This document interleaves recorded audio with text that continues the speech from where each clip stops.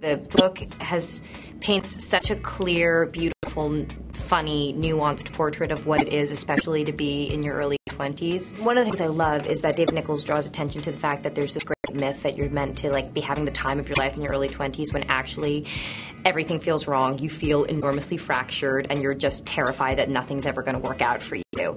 And I think everybody feels that way. I certainly felt that way, so I was able to draw on personal experiences to recreate that feeling. I totally understand feeling possessive about a book. I mean, I'm a book lover, and I think if you're a book lover, then you can't help it. You get really passionately attached to your version of the character.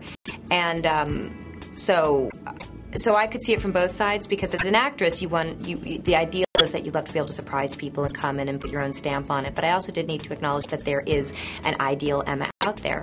So I just tried to play her the way I saw her in the book, but also marrying her to the way Lone saw her in the movie.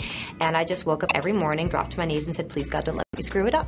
When we sort of first started, I didn't think about it that much, and I wasn't that aware of how popular the book was.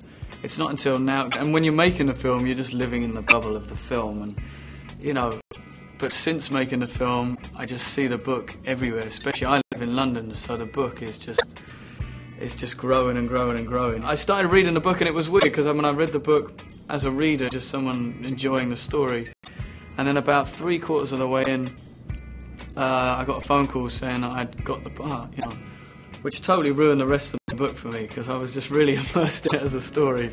And then I was like, great, I guess I'm this guy now.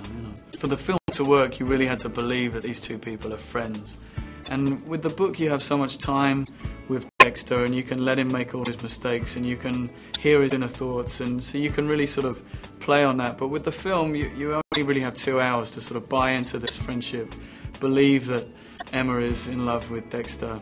He can be vulgar at times, and there was certainly a lot of that in there. It was just about when to sort of, play on the arrogance and that sort of side of it, and when to sort of expose some of his vulnerability, I suppose. When I came up with the accent, I went to the studio and I said, so I think she has a very strong Yorkshire accent in the beginning, and then as the movie goes on, the Yorkshire lightens and a more kind of middle-class London accent comes out. But obviously when she gets drunk or when she gets really upset, Yorkshire comes out, because I think that's, with most people who have an accent that changes.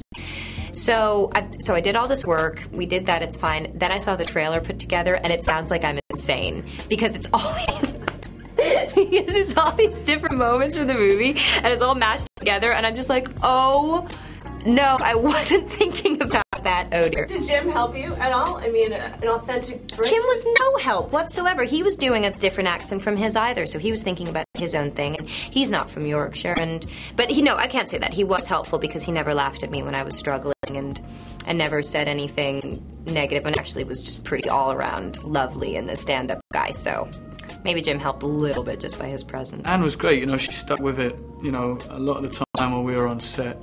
It wasn't until she had a couple of glasses of wine that I heard her American accent that came out. So for me, I didn't help her, because I didn't even notice she was doing an accent. She was speaking in a British accent all the time, and I just got used to that. Really early on, I had to come to Los Angeles and they call it a chemistry read, where you sort of like meet each other and see if you have chemistry, And that's pretty intimidating when you have sort of 3 or 4 people watching to see if this chemistry is sort of flying off you. But she came in and she really kind of like made that as least painful as possible, and she was really nice and just easygoing, and I could really feel her support, So even on that day, and that was the first time we met, we got on really well.